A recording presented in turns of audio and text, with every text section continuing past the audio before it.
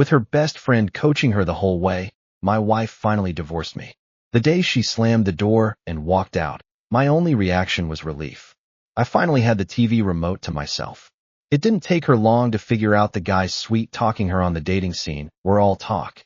They wanted a free trial, not a subscription. But what really broke her, finding out her best friend, the same one who talked her into signing those papers, was now heading to my apartment with a tray of homemade lasagna. When Brooke slammed the papers on the table, I was deep in a food app picking a fried chicken combo. She said, "Ted, sign it." I looked up, glanced at the papers, then back at my phone. "Hang on. This coupon expires in 3 minutes." Her face went from pale to furious red. Honestly, I wasn't surprised. Her best friend Amber had a mouth that started fires wherever she went. For the past year, she'd practically lived in our place, showing up like she was reading off a script. "Babe, you deserve so much better. Ted's just a mid-level corporate drone. There are plenty of rich single guys driving fancy SUVs. Wait, and to treat you like a queen." At first, Brooke defended me. Over time, her defenses got quieter. Eventually she stopped, and then we ended up here. I placed the chicken order, picked up the pen, and flipped to the signature page. "How do you want to split things?" She blinked, thrown by how easy I was making this. "The house, my dad paid the down payment." "Fine. The house is yours. The car, we bought it after we got married. Take the car, too. I can bike to work. Better for the planet." Anyway, her face got really complicated. She'd probably rehearsed this 100 times, maybe pictured me on my knees crying, begging for another chance. Not me. Ordering takeout while signing away our marriage. That's it. I signed, slid the folder back, and capped the pen. "What else do you want? You're not even going to try to save this. If you can get them to waive the delivery fee on my chicken, I might consider it." She took a sharp breath, snatched the papers, and marched for the door. Before she left, she looked back, eyes rimmed red. "You're going to regret this, Ted." The door slammed. The apartment suddenly felt empty. Brooke had cleared out all her stuff. The towering shoe racks, the endless skincare. I sat down, picked up the remote, and hit power. For 3 years, I hadn't been able to watch a single game without sitting through hours of mindless reality TV. First, the doorbell rang. The delivery guy handed me a steaming bag of fried chicken. "Big meal for one, huh?" I grinned. "Just got divorced, treating myself." His pity turned to envy. "Man, you're the happiest divorced guy I've ever seen." He didn't get it. It was a bird. Seeing the cage door swing open after 3 years, I texted Marcus. "It's done, signed." 3 seconds later, my phone rang. "What do you mean done? She actually went through with it?" "Yeah. You okay, bro? I'm coming over. I just finished some fried chicken. Grab a 6-pack on your way." "Are you sure you got divorced and didn't win the lottery?" "Honestly, feels about the same." 20 minutes later, he kicked open my door with a case of IPA and scanned the room. "Damn, he really cleared the place out, huh? Your living room looks twice as big." He cracked a beer and tossed me one, counting on his fingers. 1. No more handing your paycheck to a joint account. 2. No more reading her mind when she's mad. 3. No more getting kicked out of bed at 2 in the morning because she dreamed you cheated. I choked on my beer. "You know more about my marriage than I do." "Are you kidding? You called me at 3 in the morning crying because she dreamed you were eating tacos with another girl and she made you sleep on the floor." I still have the voice memo. I play it whenever I have a bad day. Better than therapy. Around midnight, he got quiet. "Seriously, what's the plan now? Living solo? Just watch your back. Newly single guys are prime targets. Some women smell the freedom and pounce." I laughed. "Pounce on what? I'm a mid-level IT guy making 90 grand a year. Who's targeting me?" He shook his head. "You don't get it. Some women aren't looking at your bank account." I brushed it off.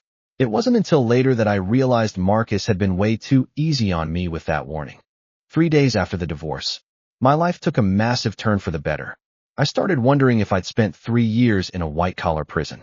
First, my bank account didn't hit zero at the end of the month. A chunk of my paycheck went straight to Brooke's allowance, designer bags, brunch with the girls, even her portion of those endless lunches. Now that money stayed where it belonged. I had to dig around for the word rich. Second, I suddenly had a ton of free time. Our old weekends were morning shopping, afternoon movies, dinner dates, late-night drinks with her friends. Then I'd drive her friends home and get grilled about why I dared glance at Amber in the rearview mirror. My new weekends, sleeping in, video games, takeout, more video games. Just as I settled into this routine, Amber reached out. Yeah, Amber, who'd spent years telling my wife to find herself and know her worth, the architect of my divorce. She texted, "Hey Ted, I heard about you and Brooke. You holding up?" Okay. I stared at the screen for 10 seconds. The nerve was almost impressive. I replied, "I'm fine." Amber texted, "Make sure you're eating right. Come over tomorrow. I'm making a big batch of lasagna." I replied, "Can't. Got plans with Marcus." Amber then asked, "How about I drop some off?" Then I hesitated. Free lasagna. Only an idiot turns down free lasagna. The next afternoon, Amber showed up holding a heavy foil-wrapped dish. Look, Amber was attractive, slim, good style, always perfect makeup. But today she dialed it way up. Heavier makeup and a low-cut sundress that left little to the imagination when she bent over to set the dish down. Well, let's just say I kept my eyes on the counter. "Just put it on the table," I said, grabbing a fork. She lingered by the door. "Aren't you going to invite me in?" She looked around. "You keep this place pretty clean for a bachelor. Fewer people, less mess." She sat on the couch. I dug into the lasagna. "How is it?" "Really good. I made it with 3 kinds of cheese. Just the way you like it." I paused mid-chew. How did she know I liked 3-cheese lasagna? I'd only ever told Brooke that. I looked up. She was smiling sweetly. I shrugged and kept eating. Whatever the lasagna was, incredible. When I finished, she insisted on washing the dish. When I finished, she insisted on washing the dish. Came out, sleeves rolled up. "Ted, you're almost out of dish soap. I can bring some next time I come by." She smiled again, this one hanging around a little longer. After she left, I texted Marcus. "Amber just dropped off lasagna." A flurry of texts followed. "Are you an idiot? Why is she bringing you food? You don't think that's shady?" I replied, "The lasagna was spectacular." Marcus then said, "I hate you." Marcus was paranoid. Amber was probably just being nice, checking in on her friend's ex out of basic decency. Even when she posted a photo of the lasagna on Instagram that night, caption, "Simple joys," I didn't think much of it. I chose to believe in the basic goodness of people. A week after the divorce, Brooke officially hit the dating market. A heavily filtered selfie caption, "New beginnings, new me." Amber's comment was right at the top. "Babe, you look stunning. You deserve the world." Honestly, Brooke wasn't a bad catch. Pretty decent job. But the checklist Amber had was insane. A guy with a luxury SUV, 6-figure salary, Ivy League degree, at least 6'2". Brooke made 45 grand a year. That wasn't dating. That was fantasy. How did I know? Mrs. Gable, our neighborhood gossip, lived down the hall. Knew everyone's business. 10 days after the divorce, she cornered me by the mailboxes. "Ted, you hear about Brooke? She went on a blind date. Guy claimed he owned a tech startup, took her to a fancy steakhouse. After a $150 dinner, he said he forgot his wallet in the car, walked out to get it." Did he? Did he? Hell, he bolted. Left her with the whole bill. I felt a phantom pain in my own wallet. In the past, that would have been my money. But that's not even the worst part. Second date, a guy who seemed legit, nice sports car, expensive watch. They went out 3 times. After the third, he vanished, blocked her. Apparently, he just wanted to hook up. She shook her head. Basically, he wanted the free trial, not the subscription. I stayed quiet. Even divorced, hearing about her getting treated like that felt off. Just basic empathy, but it wasn't my problem anymore. A few days later, Mrs. Gable caught me again. "Ted, you won't believe this. Brooke's third date. It was set up by Amber herself." My eyebrows twitched. "Amber set it up?" "Yeah.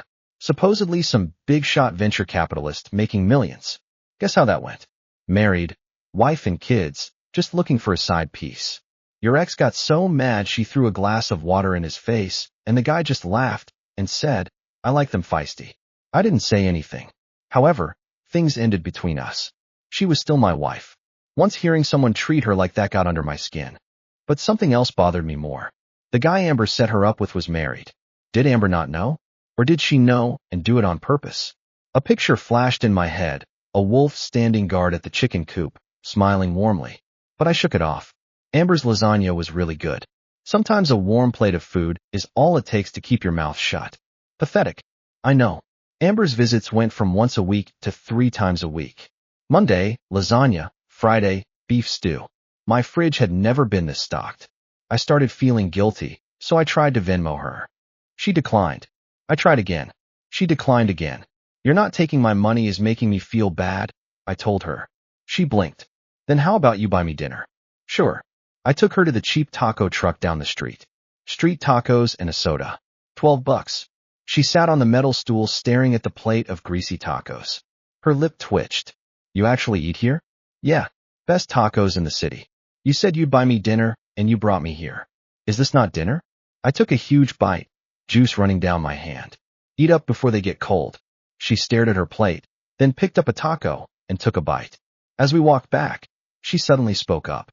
Ted, you're different from other guys. You're just real genuine. Is that a compliment or an insult? A compliment. Back home, Marcus called. Did you go out with Amber again today? How do you know? She posted on Instagram a photo of the taco truck, caption, Simple Joys. It's a taco truck. Why is she posting about it? His voice cracked. Are you dense? She's clearly into you. No way. She's my ex-wife's best friend.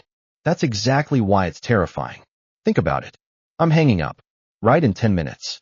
Amber was just a nice person who felt bad for a guy living alone. Over the next week, her routine changed. She wasn't just bringing food anymore. She started cleaning, washed my curtains, bought me new bed sheets, even put a vase of fresh baby's breath on my coffee table. I stared at those flowers for a long moment, a vague unease settling in my chest, but I couldn't figure out why. The most obvious shift was last Saturday. She showed up in a thin slip dress. It was November, 40 degrees outside. The dress was super short, showing a lot of smooth, pale leg. She crossed her legs and let one high heel dangle from her toes. I looked at her, then quietly grabbed a thick fleece. This blanket here. Throw this over yourself. The draft in here is pretty bad. Don't want you catching a cold. When she took the blanket, her fingers brushed my palm. My skin tingled. Probably just static. That night, Marcus texted, Did she come over today? Yeah. She helped me hang the new curtains. And you still don't think she has an angle? She's a 5'5" girl. What kind of angle could she possibly have? Marcus sent a link to an article. A woman starts cleaning your house. It's time to worry. I replied, get help. Then I blocked him and unblocked him 2 seconds later. Of course, I still needed him to carry me in our game tomorrow. The next Monday, I got my answer. It started with Mrs. Gable again. She caught me as I was unlocking my mailbox and lowered her voice dramatically. Ted, you might want to check social media. I frowned. Why? She smiled the way people smiled before dropping bad news. Just check. When I got upstairs, I opened Instagram. Amber had posted another picture. Not food this time. It was my living room. The vase she'd bought sat on the coffee table. My TV played a football game in the background. The caption read, Home isn't a place. It's a person. Thousands of likes. Comments flooded in. You two finally together? Knew it would happen. Manifesting this relationship. My stomach dropped. When had she taken that picture? I zoomed in. It had been taken while I was in the kitchen grabbing drinks. Without asking, I immediately texted her. Amber, why did you post a picture from my apartment? 3 dots appeared. I thought it looked cozy. People are getting the wrong idea. Are they? I stared at the screen. That answer bothered me. That evening, Marcus barged into my apartment without knocking. I knew it. He waved his phone around. She just soft-launched you. I don't even know what that means. It means she's telling everyone you're basically her boyfriend without actually saying it. I don't think. He raised a finger. No. Another finger. She cooks. A second. She cleans. A third. She decorates. A fourth. She posts your apartment. Then he leaned closer. And your ex has been liking every single one. What? I checked. Sure enough. Brooke had liked every photo. Not commented. Not messaged. Just liked them. Something about that felt sad. 2 days later, everything exploded. My phone rang during lunch. It was Brooke. I almost didn't answer. Hello. Her voice sounded exhausted. Can we talk? I hesitated. About what? There was a long silence. I think Amber set me up. That got my attention. What do you mean? I found messages. My eyebrows rose. Messages. Between Amber and those men. The room suddenly felt very quiet. Brooke continued. The fake millionaire. The married investor. The guy with the sports car. She knew every single one. How? She introduced me to them. My grip tightened on the phone. Brooke laughed bitterly. She kept telling them exactly what I wanted to hear. Luxury cars. Money. Status. Everything she'd spent years convincing Brooke to chase. So, She wasn't trying to help me. No. Her voice cracked. I think she was making sure I'd never come back. That night Brooke came to my apartment. For the first time since the divorce. She looked different. No designer handbag. No expensive heels. Just jeans and a hoodie. She looked tired. She handed me her phone. There they were. Screenshots. Amber texting one man. Don't worry. She'll fall for the rich act. Another. Just keep it going for 2 dates. Another. She's desperate to marry rich. My jaw clenched. And this one. Brooke scrolled farther. It was newer. Only 3 days old. Amber had texted someone else. Ted is almost ready. Ready? Ready for what? At that exact moment, the doorbell rang. Neither of us moved. It rang again. Then came Amber's cheerful voice through the door. Ted, I made chicken pot pie. She laughed. Open up. Brooke slowly looked at me. I slowly looked back. Neither of us said a word. Then Brooke whispered. She has no idea I'm here. I quietly walked to the door, but didn't open it. Instead I asked, Amber, did you know those men you introduced Brooke to were scams? Silence. For the first time, Amber didn't answer immediately. Then she forced a laugh. I don't know what you're talking about. Brooke stepped beside me, just close enough for her voice to carry through the door. Really, I have your messages. Outside, everything went completely silent. Not even footsteps. After nearly 30 seconds, we heard the elevator ding. She'd left. The next morning Amber's social media looked completely different. Every picture from my apartment. Gone.